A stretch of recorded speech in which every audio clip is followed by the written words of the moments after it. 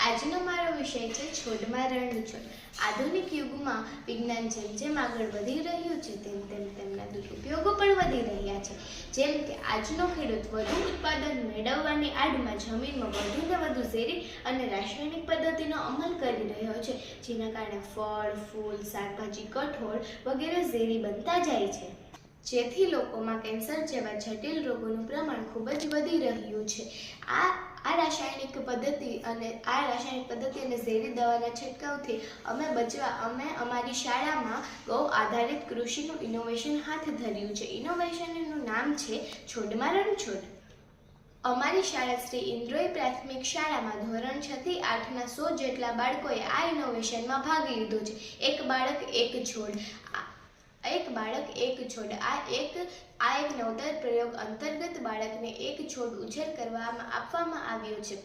એટલે કે એક મહિનામાં 100 જેટલા નવા છોડોનું નિર્માણ અને એક મહિનામાં 100 નવા છોડોનો ઉછેર કરવામાં આવ્યો છે. છોડમાં જેમ કે રીંગણ, ટમેટા, મરચાં, કોબી, ભીંડા તેમજ ઔષધીય છોડનો પણ સમાવેશ કરવામાં આવ્યો. આ નવતર પ્રયોગમાં અમે ગૌ સંસ્કૃતિ સંગઠનના માર્ગદર્શન હેઠળ નહિવત ખર્ચે છોડને સારી રીતે કેમ ઉછેર કરી શકાય તે માટેના માર્ગદર્શન નીચે અમે લોકોએ આ પ્રયોગમાં સાચી સફળતા મેળવી શકી. આ નવતર પ્રયોગમાં અમે ગૌ કૃપા અમૃત બેક્ટેરિયા કલ્ચરનો સમાવેશ કર્યો, જે અમારી શાળાના બાળકો દ્વારા જ બનાવવામાં આવ્યું. પ્રયોગ માટે જરૂરી સામગ્રી: પંચગવ્યમાંથી બનાવેલ ગૌ કૃપા અમૃત બેક્ટેરિયા કલ્ચર 1 લીટર, 2 કિલો છાશ અને 2 કિલો ગોળ લેવો. આ ત્રણેય પદાર્થને 200 લીટર પાણીની ટાંકીમાં બરાબર મિશ્રણ કરી દેવું. વડના ઝાડ નીચે અને ઘડિયાળના કાંટાની દિશામાં 7 દિવસ સવાર સાંજ એક લાકડી વડે દ્રાવણને હલાવવું. 7 દિવસમાં આ દ્રાવણ તૈયાર થઈ ગયા બાદ બાળકો દ્વારા જ છોડ પર છંટકાવ કરવામાં આવ્યો તેમજ છોડને આ દ્રાવણ પાવામાં આવ્યું. સાથે પંચમહાભૂત અને અગ્નિહોત્ર યજ્ઞ પણ બાળકો દ્વારા જ કરવામાં આવ્યું.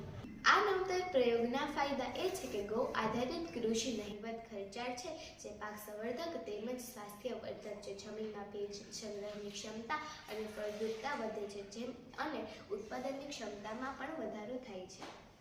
આ ઇનોવેશનના ઉપયોગો: આ પદ્ધતિ બાળકોને સહેલાઈથી છોડ ઉછેર કરવામાં મદદરૂપ થાય છે તેમજ પંચમહાભૂતની સમજ પણ મેળવી શકે છે. તેના કારણે પ્રકૃતિ સાથે તાલમેલ થાય છે. વિષયનું અનુબંધના જોડાણને બાળક સારી રીતે સમજી શકે છે. આ ઇનોવેશન દ્વારા છોડમાં રણછોડ દ્વારા બાળકો ગાયના અવયવોનું મૂલ્ય વર્ધન સમજી શકે છે.